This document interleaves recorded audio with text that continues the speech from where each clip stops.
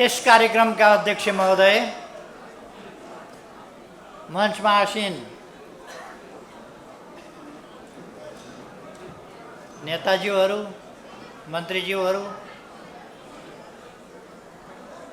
र अरू सम्पूर्ण यहाँ उपस्थित हुनुभएका कमरेडहरू, साथीहरू, दाजुभाइ दिदीबहिनीहरू, सबै कुराहरू त पूर्ववक्ता साथीहरूले राखिसक्नुभएको छ। थप धेरै भनिरहनु पर्ने केही कुरा छैन। खालि म प्रदेश नम्बर 1 कै भेला भएको हुनाले अलिक थकित हालतमा भए पनि यहाँ उपस्थित हुन आएको। म केही कुराहरू मात्रै भन्छु। देशको परिस्थितिको बारेमा साथीहरूले बताइसक्नु भएको छ।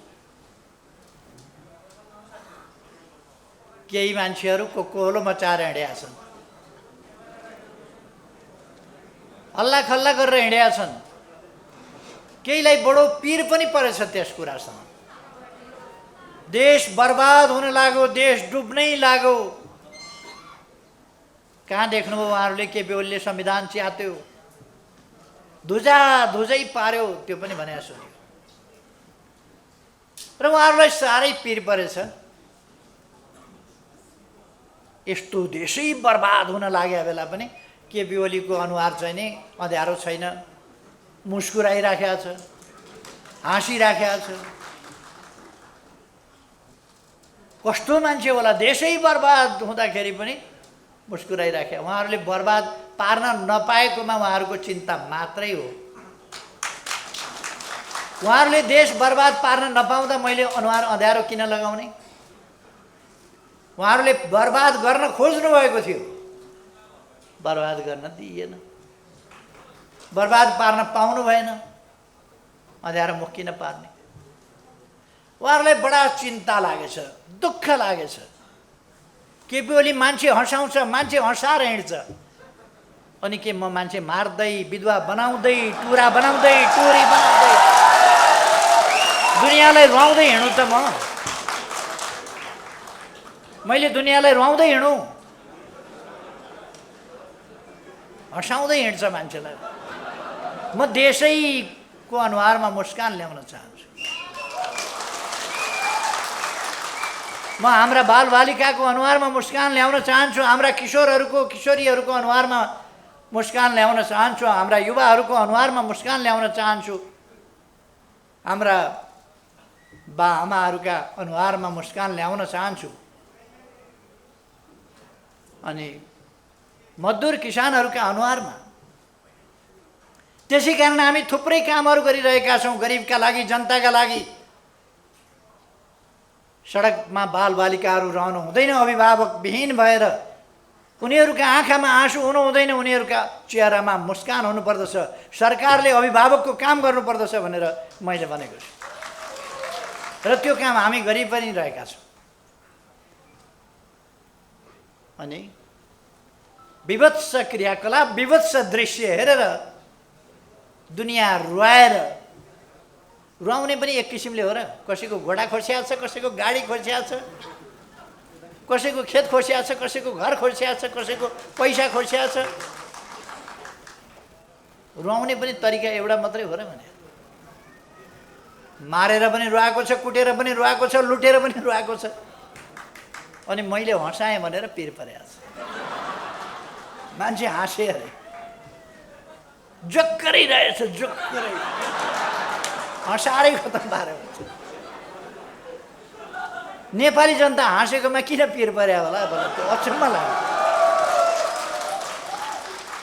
नेपाली जनता खुसी भए हाँसे, किन पिर पर्नु?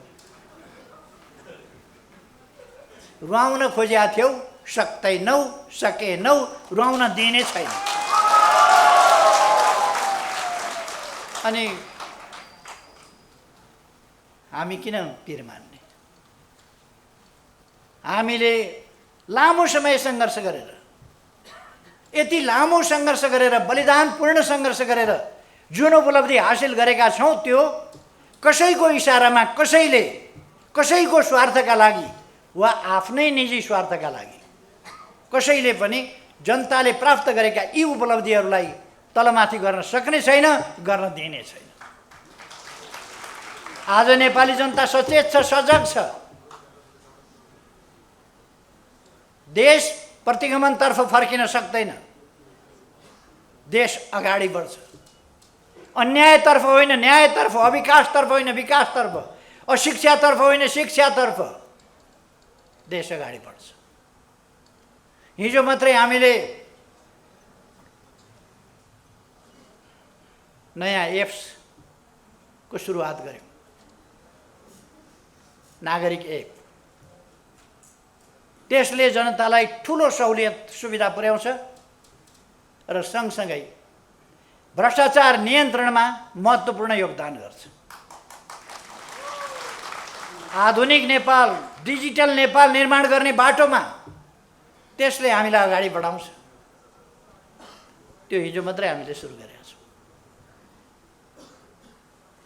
योजना आयोगको विकासका समस्याहरू समाधान गर्ने समिति छ, राष्ट्रिय विकास समस्या समाधान समिति। त्यसको हामी हिजो लामो बैठक गऱ्यौँ। समस्याहरू के छन्? कोभिड-19 को समस्या छ, अरू समस्याहरू छन्। रुलिङ पार्टीभित्र सत्ता सञ्चालन गर्नुपर्ने सत्ताधारी पार्टीभित्र भएको कपटपूर्ण तमासा, त्यस तमासाले पनि व्यवधान गरेको थियो।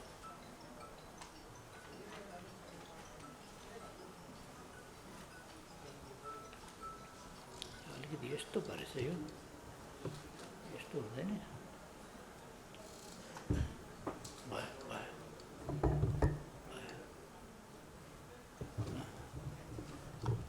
ठिक छ।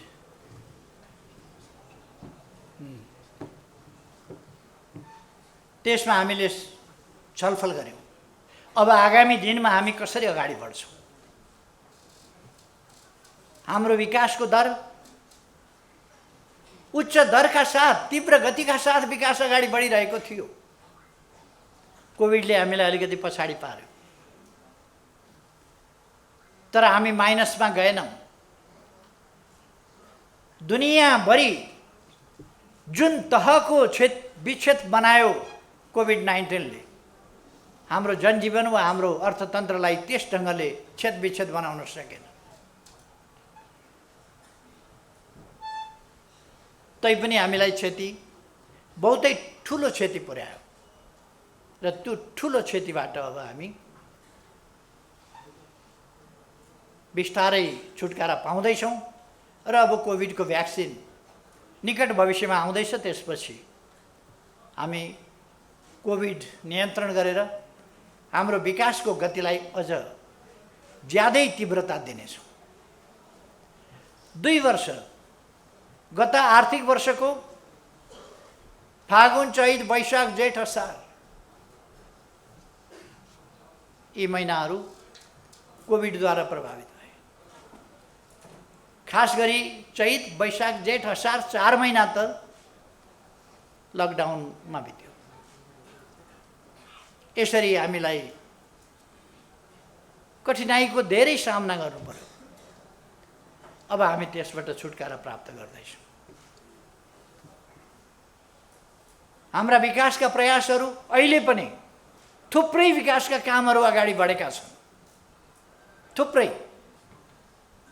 मैले धेरै केही भनिरहनु पर्ला जस्तो लाग्दैन। साथीहरूले आफ्ना ठाउँमा, आफ्ना गाउँमा बाटाघाटाहरू बनेका, खानेपानी पुगेका, बिजुली पुगेको, कृषिको क्षेत्रमा आधुनिकीकरण कसरी गर्ने त्यसको एउटा लहर सिर्जना भएको, नयाँ जागरण, नयाँ अभियान देश विकासको अगाडि बढेको, यी कुराहरू देख्नु भएको छ। यस्तो प्रतिकूल अवस्थामा पनि हामीले कसरी काम गरेका छौँ साथीहरूले देख्नु भएको छ। सायद ठुलै देशमा पनि यस्तो रेकर्ड कम होला, एकै दिन 309 वटा हस्पिटलको शिलान्यास होस्। नेपालमा गरेको अस्ति भर्खर मात्रै हामीले गरेका छौँ 309 वटा अस्पताल एकै दिनमा। यद्यपि 396 वटा गर्ने हाम्रो योजना थियो, तर त्यसमा केही प्राविधिक कारणहरूले त्यसै दिन गर्न सकिएन। तर एकै दिनमा मात्रै पनि हामीले 309 वटा अस्पताल शिलान्यास गर्यौँ। अर्थात् हाम्रो विकासको आकांक्षा र हाम्रो प्रयास असाधारण छ। विकासको हाम्रो चाहना पनि असाधारण छ र हाम्रो प्रयास पनि असाधारण छ।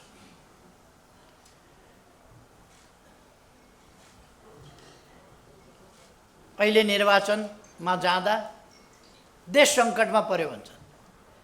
अहिले नभए पनि त 1.5 वर्षपछि त निर्वाचन हुन्थ्यो भनेपछि 1.5 वर्षपछि त देश त सङ्कटमा पर्ने नै रहेछ।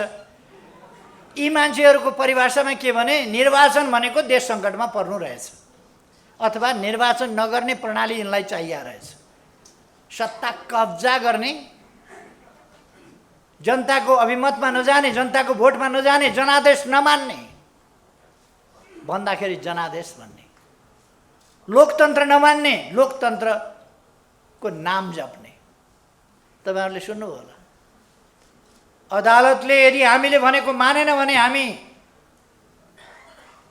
जनताद्वारा फैसला गर्छौं। जनता नै सबैभन्दा, ए बाबा, लोकतन्त्रमा जनता त सार्वभौम सत्ता छ, महान छ, तर स्वतन्त्र न्यायालय पनि हुन्छ। लोकतन्त्रमा स्वतन्त्र न्यायालयले स्वतन्त्र ढङ्गले फैसला गर्छ, गर्न पाउनुपर्छ।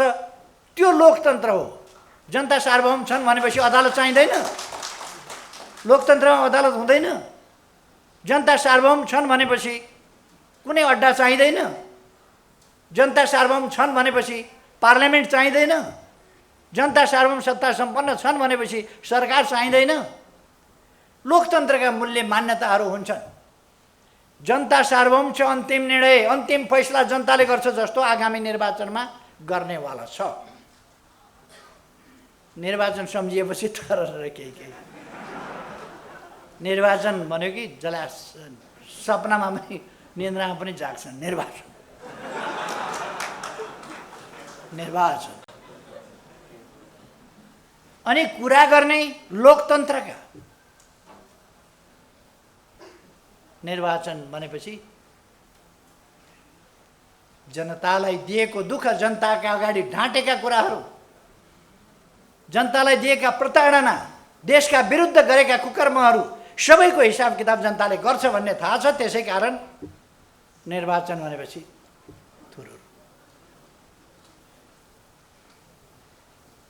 केही मान्छेहरू अस्ति केन्द्रीय कमिटीको बैठक बोलाएँ मैले, महासचिवले बोलाउनु भयो, मेरो परामर्श। केन्द्रीय कमिटीको बैठकमा केही नेताहरू आएनन्। टाउको दुख्यो कि पेट दुख्यो कि केही भयो कि कसैको बिहे भोज यताउता थियो कि किन आएनन् थाहा भएन। पछाडि निर्वाचन आयोग पुग्या रहेछन्। असली हामी हौं पार्टी। अचम्म लाग्यो। असली पार्टी हामी हौं, पार्टी हाम्रै हुनुपर्छ, सूर्य चिन्ह हाम्रै हुनुपर्छ, हामी नै पार्टी हौं भनेर निर्वाचन आयोग गएछ। अनि पार्टी तपाईहरु नै हो भने ठिक छ नि त, आउनुस् न त, केन्द्रीय कमिटीमा आउनुस् न। किन भाग्या? केन्द्रीय कमिटीको बैठकमा नआउने निर्वाचन आयोग गएर यो बर्मजियामा पनि यस्तो हुँदैन। असली पेडा पसल, असली बुढाको पेडा पसल भने जस्तो असली मै हुँ भन्ने त्यहाँ पनि हुँदैन। यति साह्रो छ। त्यो भन्दा हद नागेर बैठकमा नआएर, अध्यक्षलाई थाहा छैन, महासचिवलाई थाहा छैन, निर्वाचन आयोगमा गएर चुनाव घोषणा हुनु भयङ्कर अपराध हो। त्यसो भने सूर्य चिन्ह किन चाहियो त तपाईहरुलाई? उहाँहरु सूर्य चिन्ह चाहिँ दाबी गर्न जानुभएछ। सूर्य चिन्ह दाबी गर्न जाने मान्छेको जो एकपल्ट पनि सूर्य चिन्हबाट चुनाव लडेको छैन, उसले सूर्य चिन्ह त मेरो हो भनेर एकपल्ट पनि सूर्य चिन्हबाट लडेको छैन। अनि सूर्य चिन्ह हाम्रो हो भनेर हामी दर्ता गरेदेखि अहिलेसम्म त्यसै चिन्हबाट चुनाव लडेका छौं। त्यो हाम्रो पार्टीको चिन्ह हो। प्रचण्ड र मेरो बीचमा 74 साल असोज 14 गते सहमति भएको थियो, चुनाव सँगै लडौँ, एउटै चिन्ह सूर्य चिन्हबाट चुनाव लडौँ। 14 गते सहमति भएको थियो, 16 गते उहाँले सहमति तोड्नुभयो। सहमति नतोडेको भए एकपल्ट कमसेकम उहाँले सूर्य चिन्ह लिएर लडेको हुन्थ्यो। सूर्य चिन्ह भएका मतदाताले अन्तै भोट हालेर उहाँलाई जिताइदिनु पर्यो, तर उहाँले सूर्य चिन्ह लिनु भएन। अहिले उहाँलाई सूर्य चिन्ह चाहिएछ। सूर्य चिन्ह चाहिन्छ भने बैठकमा आउने गर्नुहोस्, बैठकमा आउनु। सूर्य चिन्ह चाहिन्छ भने अर्को, उहाँहरू निर्वाचन हुनु हुँदैन, पुरानै संसद पुनर्स्थापना हुनुपर्छ भनेर अदालत जानुभएछ। उहाँहरूसँग कुनै तर्क रहन्छ, कुनै तर्क छैन। झुट, बेइमानी, फरेबीको सहारा लिएर उहाँहरू त्यहाँ बोल्न जानुहुन्छ। फलानु फलानु फलानु फलानु फलानु न्यायाधीश प्रधानमन्त्री कहाँ भेट्न गए, यति बजेदेखि यति बजेसम्म। झुट, योभन्दा बढी ठुलो बेइमानी के हुन्छ?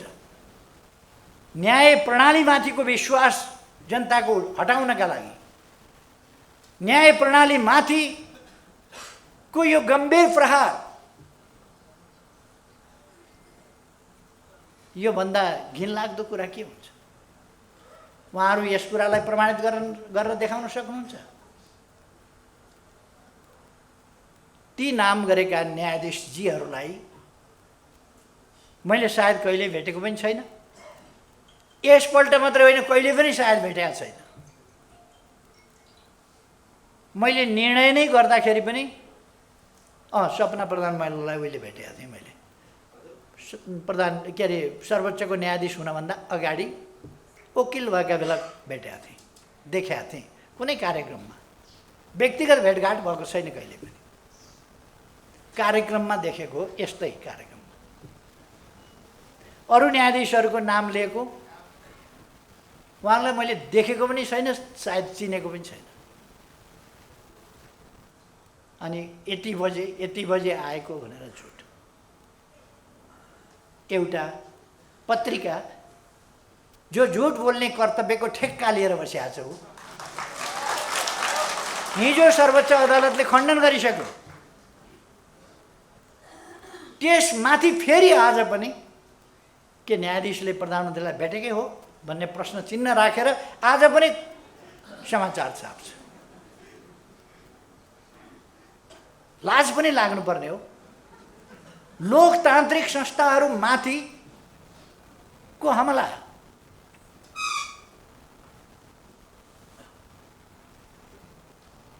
केही तर्क रहन्छ उहाँहरूसँग। अनि के भन्नुभएछ? मन्त्री परिषदले गरेको निर्णयमा संविधानका धारा खुलाइएको छैन। मन्त्री परिषदले प्रतिनिधि सभा विघटन गरेर नयाँ निर्वाचनमा जाँदा त्यसको निर्णय गर्दा धारा खुलाएर गर्नुपर्छ भन्ने कुन संविधानमा, कुन कानुनमा छ?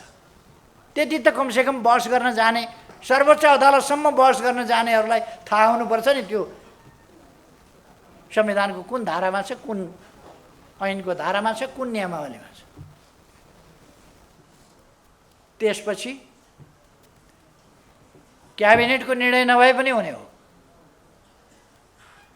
तर क्याबिनेटको निर्णय गरेर खुलेआम भनेर उहाँहरूको जस्तो लुकेर 3:30 बजे दर्ता गर्न लगेकोलाई बिहान 10:40मै म कहाँ आएको थियो भनेर कृत्य शनाखत गरेर चल्ने हाम्रो चलन छैन। हामीले मन्त्री परिषदमा निर्णय गर्दा नेपालको संविधान बमोजिम प्रतिनिधि सभा विघटन गर्ने र नयाँ निर्वाचनमा जाने भन्ने निर्णय गर्यौँ, स्वाभाविक हो। त्यसपछि त्यो निर्णय सिफारिस गर्दा प्रधानमन्त्रीले गर्ने हो। वकिलहरूलाई यति थाहा हुनुपर्छ नि, त्यो प्रधानमन्त्रीले सिफारिस गर्ने हो। प्रधानमन्त्रीले सिफारिस गर्दा संविधानको धारा 76 को 1, उपधारा 1, धारा 76 को उपधारा 7 र संविधानको धारा 85 तथा हाम्रो आफ्नै देश र अन्य हाम्रै जस्तो संसदीय प्रणाली भएका देशहरूमा भएका अभ्यासहरूलाई समेत ध्यानमा राखी विघटनको यो सिफारिस गरेको छु भनेर मैले सिफारिस गरेको छु। त्यही कुरा कोट गरेर, त्यही कुरा उल्लेख गरेर राष्ट्रपतिबाट विघटन भएको छ। राष्ट्रपतिको विघटन नै सन्देहास्पद कठै गरी। कमसेकम तर्कमा आउनुहोस् न, कमसेकम बहसमा आउनुहोस् न, संविधानका धारामा आउनुहोस्, संविधानको मर्ममा आउनुहोस्, संविधानको अक्षरमा आउनुहोस्, संसदीय अभ्यासमा आउनुहोस्, संसदीय प्रणालीका अभ्यासमा आउनुहोस्, देश दुनियाँका अभ्यासमा आउनुहोस्। म साथीहरूलाई सोध्न चाहन्छु एउटा कुरा, नेकपा अथवा नेपाल कम्युनिस्ट पार्टी नेकपा भन्ने नामको हाम्रो पार्टीमा जस्तो भाँडभैलो, अराजकता, अनुशासनहीनता, आन्तरिक अन्तर्ध्वंस कुनै पार्टी संसारको कतै देख्नुभएको छ? अरू कुनै पार्टीमा यस्तो देख्नुभएको छ? टेलिभिजनमा गयो बुरुक बुरुक उफ्रियो, मन परी बोल्यो, अखबारमा गयो उफ्रियो बोल्यो। यति अराजकता, यति अनुशासनहीनता देख्नुभएको छ? कुनै देशको राष्ट्रपतिमाथि गाल मुखाल भन्दा असभ्य कहीँ कोही छ भने पनि नेपालका केही बुद्धिजीवीहरू बाहेक अरूले बोल्या सुन्नुभएको छ? केही बुद्धिजीवीहरू, केही जानकारहरू, केही राजनीतिज्ञ हुँ भन्नेहरू कस्तो बनाउन खोजेको छ यो देशलाई? कस्तो बनाउन खोजेको छ? राष्ट्रपतिको संस्था, राष्ट्रको सर्वोच्च संस्था, त्यसको मान मर्दन गरेको छ, बेइज्जती गरेको छ, गाल मुखाल त्यसमाथि तथा नाम बोलेको छ र त्यसको एकदमै हुर्मत लिएको छ।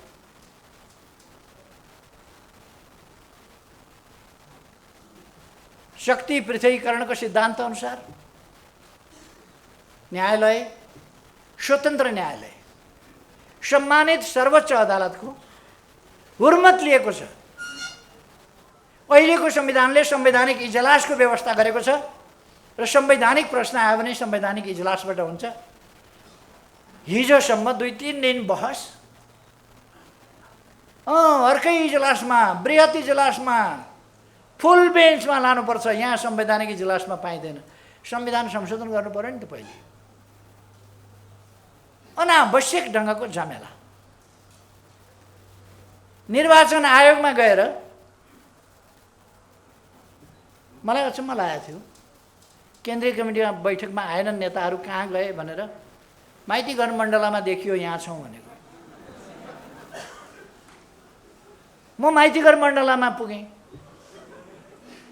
छैनन् फेरि साथीहरू,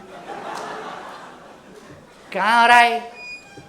निर्वाचन आयोगमा पुगेछन्। निर्वाचनको काम अगाडि नबढाउनु, निर्वाचन रोक्नु, निर्वाचनको कुनै प्रक्रिया अगाडि नबढाउनु, तयारी नगर्नु भनेर। यो भन्दा गैर राजनीतिक, अराजनीतिक, गैर कानुनी, हस्तक्षेपकारी, अमर्यादित क्रियाकलाप के हुन्छ? निर्वाचन आयोगलाई आफ्नो काम गर्न नदिने, यी पनि तपाईँ हामीले देख्यौँ। त्यहाँ पनि टाँसेकै थिए, हामी यहाँ छौँ भनेर।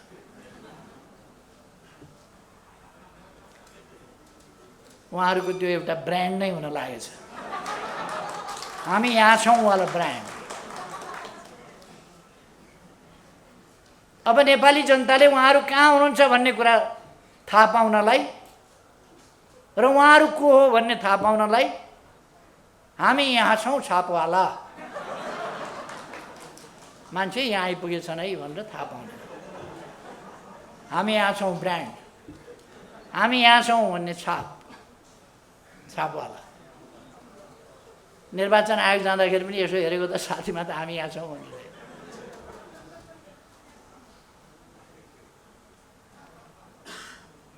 खैर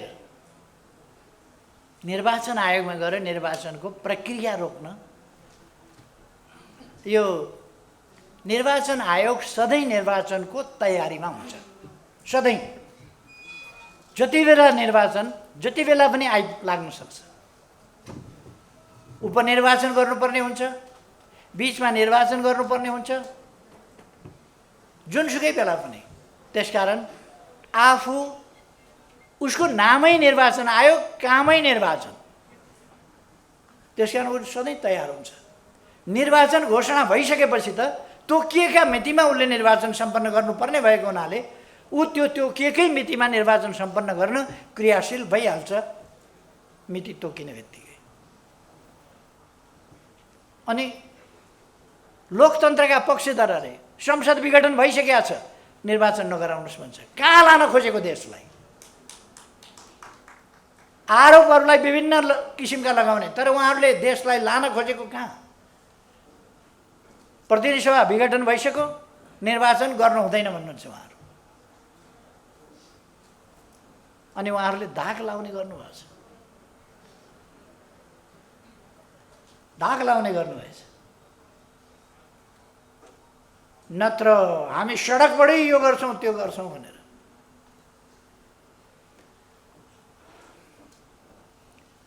नेपाली जनतामा सचेतनता आइसकेको अहिले पनि उहाँहरूले थाहा नपाउनु भनेको उहाँहरू कति स्लो मान्छे हो। पार्टी छोड्नु हुँदैन भन्ने पनि थाहा नपाउने स्लो, निर्वाचन हुन्छ भन्ने पनि थाहा नपाउने स्लो, कति स्लो। तर एउटा कुरा उहाँहरूले थाहा पाउनु भएको छ है, निर्वाचन भयो भने हालत के हुन्छ आफ्नो त्यसै थाहा पाउनु।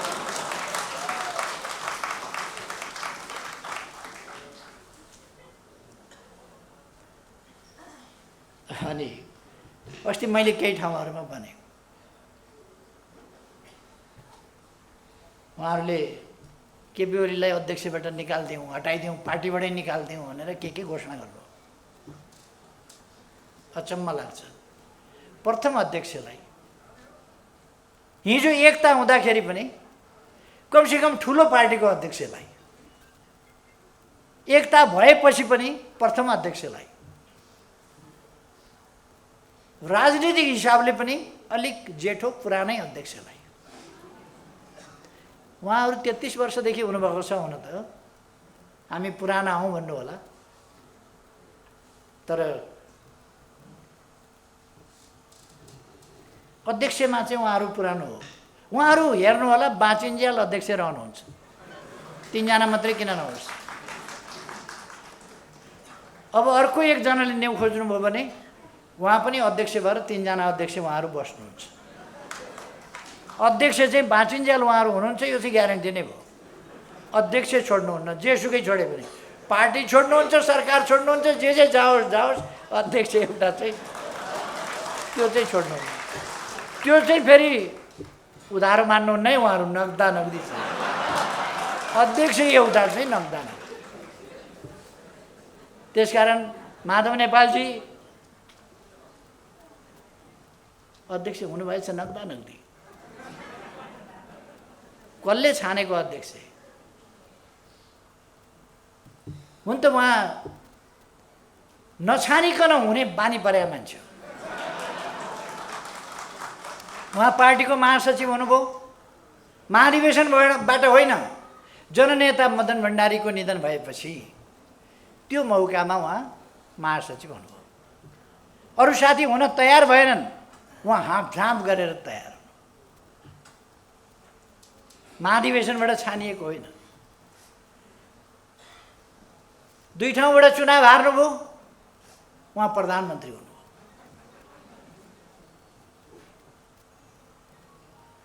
यसपल्ट मसँग चुनाव हुनुभयो, हाताहाती चाहियो अध्यक्षले कि ले भन्नुहुन्छ। बरु चुनाव अगाडि नै मलाई भनेको भए म छोडिदिन्थेँ होला, 3-4 पल्ट छोडिदिएकै थिएँ, के हुन्थ्यो र? फेरि छोडिदिन्थेँ होला एकदम।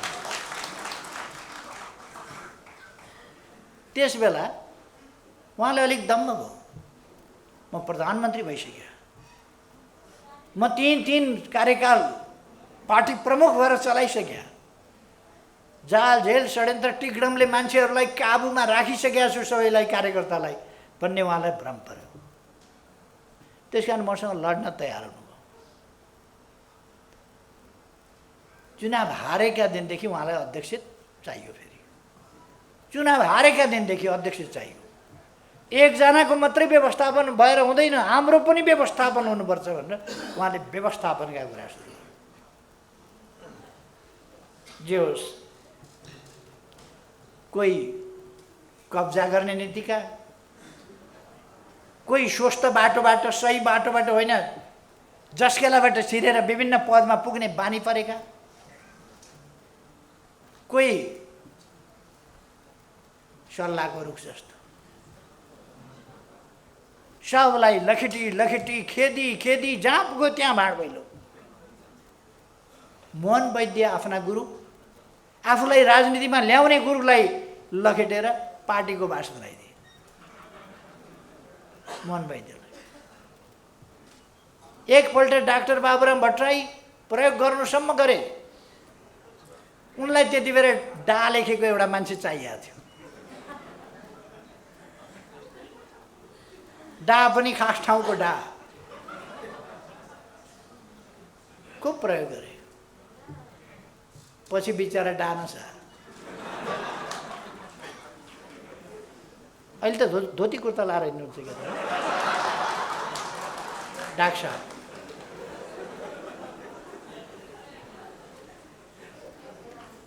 मान्छे झुक्याउन त्यता जानुहोस्, झुक्याउनका लागि।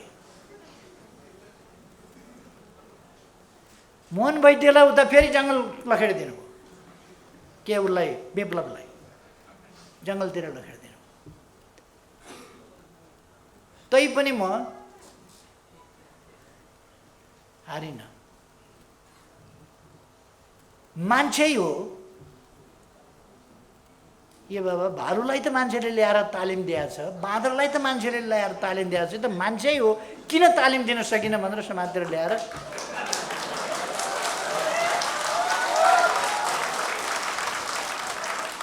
गाउँका आला काँचा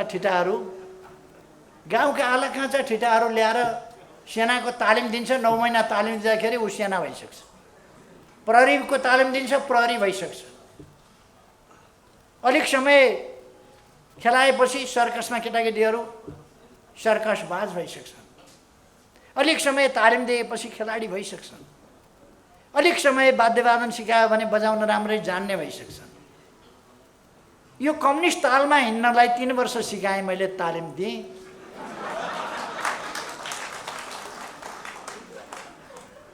म बजाउँछु डुकी तबेला, ऊ नाच्छ धामीकी जस्तो।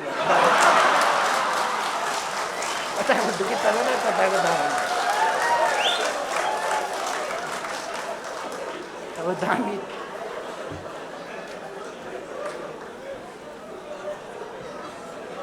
धामी नाच्दा नाच्दै त उता पछि उता।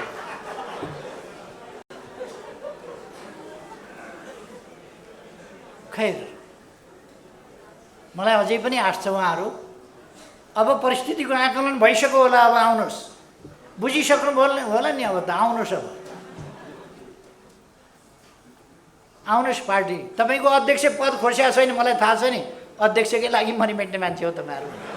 खोस्या छैन, अहिले पनि छँदैछ अध्यक्ष पद। आउनुहोस्। वरिष्ठ नेताहरूका पद पनि छँदैछन्। आउनुहोस्, बस्नुहोस्।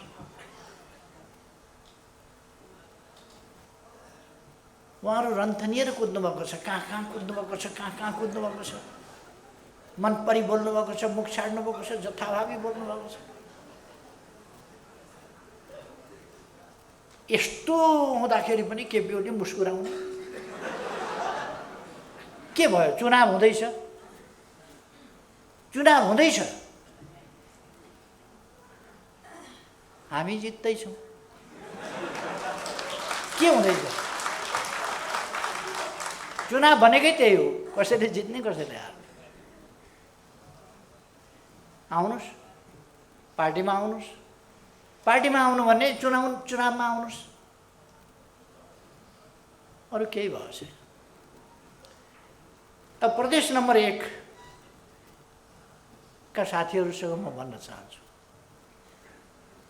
नाम 1 नम्बर भएपछि काम कति नम्बरको हुनु पर्यो? नाम चाहिँ 1 नम्बर, काम चाहिँ 7 नम्बर। 1 नम्बर नाम राखेपछि प्रदेश नम्बर 1 ले त नाम फेर्नै मानेको छैन। 1 नम्बर हामी छौँ, 1 नम्बर भन्छ। यो चुनावमा देखाउनु पर्यो हामी 1 नम्बरै हौँ भनेर। देखाउनु परेन हाम्रो साथीहरूले? 1 नम्बरै हौँ भनेर देखाउनु पर्यो। त्यहाँ विशुद्ध खालका तत्त्वहरू, गलत खालका तत्त्वहरू, धोकेबाज तत्त्वहरू, त्यस्ता तत्त्वहरूलाई सबक सिकाउने बेला यही हो। देशप्रति बेइमानी गर्नेहरूलाई जनताले सबक सिकाउने बेला यही हो। वामपन्थी आन्दोलनप्रति बेइमानी गर्नेहरूलाई वामपन्थीहरूले सबक सिकाउनु पर्ने बेला यही हो। त्यसकारण म साथीहरूलाई भन्न चाहन्छु, तपाईहरू धनुबाट छुटेका बाण जस्तो गतिशील हुनुपर्दछ। अत्यन्त तीव्र गतिका साथ आफ्नो लक्ष्य भेदन गर्ने त्यो सामर्थ्य बोकेका गतिशील हुनुपर्छ। म खास गरी हाम्रा युवाहरूलाई, नयाँ पङ्क्तिका भाइ बहिनीहरूलाई भन्न चाहन्छु, तपाईहरू कि मनमा एउटा कुरा बाहिर अर्को कुरो राख्ने यस्ता तत्त्वहरूको भ्रममा कतै नपरी आन्दोलनको रक्षा गर्ने, लोकतन्त्रको रक्षा गर्ने, लोकतन्त्रलाई साँचो अर्थमा कार्यान्वयन गर्दै अगाडि बढाउने काम र विकासलाई, भोलि देशको विकासलाई सुनिश्चित गर्ने काममा तपाईहरू लाग्नु पर्यो, अगाडि बढ्नु पर्यो। म तपाईहरूलाई आग्रह गर्न चाहन्छु। यसको अर्थ युवालाई आग्रह गरौँ हामीलाई त केही पनि भनेन भन्ने पर्ला साथीहरूलाई। फेरि मैले सबैलाई भने, तर युवाहरू चाहिँ अलिक बढी फुर्ती साथ दौड्न सक्नुहुन्छ। युवाहरूले बढी गति साथ काम गर्नु पर्यो। भ्रम तोडेर, भ्रमबाट मुक्त गराएर वर्षक साथीहरूलाई बाटो बिराउन नदिनुहोस्। कतिपय मान्छेहरू बाटो बिराएका पनि छन्, भ्रममा पारेका छन्। विभिन्न प्रकारका जाली जेलीहरूले त टुना मुना जाल जेल अनेक गर्छन् नि। यो टुना मुनामा पर्दैन पर्नुहोस्। हामीले देश बनाउनु छ, समृद्ध नेपाल बनाउनु छ, सुखी नेपाली बनाउनु छ। त्यो बाटो हामीले समातेका छौँ। त्यस बाटोमा हामी तीव्रताका साथ अगाडि बढेका छौँ। यसलाई थप गति यस निर्वाचनले दिनुपर्दछ। निर्वाचनमा यस्तो एउटा जनताको आन्दोलनको आँधी बेरी सिर्जना गर्नुपर्दछ, तुफान सिर्जना गर्नुपर्दछ, जसबाट हामी सही देशभक्तपूर्ण विचारहरू त्यसलाई अगाडि बढाउन सकौँ। देश विकासका कामहरूलाई अगाडि बढाउने विचारहरूलाई रक्षा गर्न सकौँ। त्यसै गरेर देश बनाउने शक्तिलाई कमजोर हुन नदिउँ, सुदृढ गरौँ। सुदृढ शक्ति नभइकन देश बनाउन सकिँदैन। तपाईँ हामीले देखेका छौँ के अर्थ हुन्छ विचारको, के अर्थ हुन्छ लिडरसिपको, के अर्थ हुन्छ मजबुत पार्टीको। त्यो तपाईँ हामीले देखेका छौँ। चुनावभन्दा अगाडि कमसेकम हामी तपाईहरूका समक्ष के वितरण गर्नेछौँ भने यसपल्ट दोस्रो पल्ट म प्रधानमन्त्री भएको फागुन 3 गते बाटो कति बनेको थियो देशमा, त्यस यता कति बन्यो, कतिका दरले वर्षमा बन्ने गरेको थियो त्यति बेला, अहिले दिनमा कति बन्ने गरेको छ। म वर्षको हिसाब गर्दिनँ, दिनको। अहिले जनसङ्ख्या कति जनसङ्ख्याले बिजुली पायो, त्यस बेलासम्म कतिले पाएको थियो, कतिले बिजुली पायो, कति कहाँ खाने पानी पुग्यो, यातायात सुविधा कहाँ कहाँ पुग्यो, कहाँ अस्पताल बने, कहाँ शिक्षालय बने, कहाँ के बने, भूकम्पबाट पुनर्निर्माण कति भयो यसबीचमा, यी सबै कुरा तुलनात्मक रूपमा तपाईहरु समक्ष ल्याइनेछ। त्यसकारण म साथीहरूलाई आग्रह गर्न चाहन्छु, कुनै पनि किसिमको भ्रममा नपरेर दृढतापूर्वक अगाडि बढौँ, भ्रमलाई तोडेर अगाडि बढौँ। हाम्रा उद्देश्यहरू, महान उद्देश्यहरू, हाम्रो देशभक्ति, हाम्रो राष्ट्रवाद, हाम्रो राष्ट्रिय स्वाभिमान, हाम्रो विकासको नीति, हाम्रो प्रतिबद्धता, हामीले गरेका काम त्यसअनुसार, हाम्रा उपलब्धिहरू र अब हामी के गर्न चाहन्छौँ भन्ने कुरा सविस्तार ठीक ढङ्गले लिएर जनताका बीचमा जाउँ। म साथीहरूलाई आग्रह गर्न चाहन्छु, हामीलाई थाहा छ हामी निर्वाध ढङ्गले काम गर्न पाउँदैनौँ। कतिपय विरोधीहरू केही गर्नु पर्दैन विरोधीका लागि, आफै विरोधी हुन्छन्। जस्तो आजैका अखबार हेर्नुभयो भने तपाईँले देखिहाल्नुहुन्छ, जन्मसिद्ध विरोधी किन भयो भने त्यसको जन्मै विरोध गर्नका लागि गराइएको हो। जन्मै भएको गराइएको त्यही विरोध गर्नका लागि। त्यसकारण उसले त आफ्नो काम कर्तव्य त पालना गर्नै पर्यो। उसले देशलाई भन्दा आफ्नो स्वार्थलाई माथि देख्ला, तर हामीले आफ्नो स्वार्थ होइन देशको स्वार्थलाई अगाडि राख्नुपर्छ र त्यस्ता कुनै पनि प्रकारका तत्त्वहरूसँग हच्किनु पर्दैन। खैर, मैले धेरै समय नलिउँ, मैले अघि नै भने म अलिक धेरै नै थकित हालतमा पनि छु। मैले विश्वास लिएको छु यसपल्ट साथीहरूले यस्तो सक्रियता देखाउनुहुनेछ, यस्तो एकता देखाउनुहुनेछ, यस्तो गतिशीलता देखाउनुहुनेछ जसबाट प्रदेश नम्बर 1 कै रूपमा उदाउनेछ।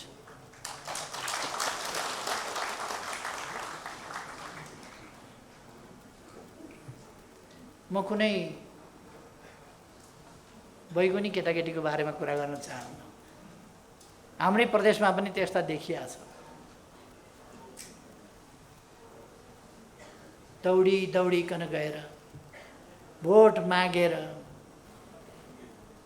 यो केटालाई जिताएर पठाउनुहोस्, मन्त्री बनाएर पठाइन्छु भनेर मन्त्री बनाएर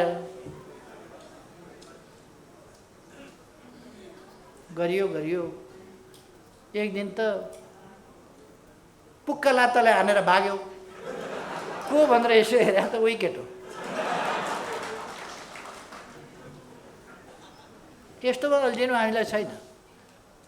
हामी अल्झिँदैनौँ, हामी अगाडि बढ्छौँ। युवाहरूको कुनै कमी छैन। त्यसकारण युवाहरू